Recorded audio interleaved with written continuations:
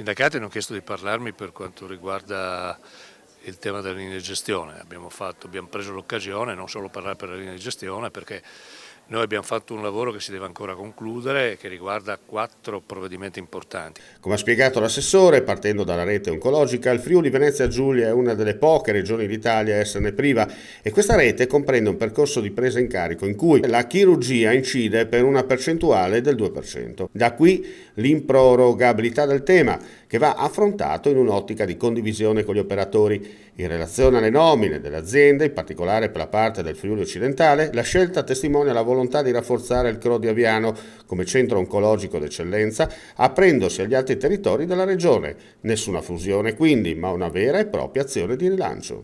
Per quanto riguarda invece l'area oncologica, pare che tutto si sia risolto, nel senso che viaggiate in sinergia. Questa non è la sanità alla quale noi rispondiamo ai problemi delle persone, questa è una sanità che difende il fortino di qualcuno che si è costruito negli anni, del quale noi abbiamo grande bisogno, ma abbiamo bisogno in un modello coerente che oggi deve dare delle risposte ad una società che ha bisogni completamente diversi rispetto al modello con il quale è stata costruita questa organizzazione.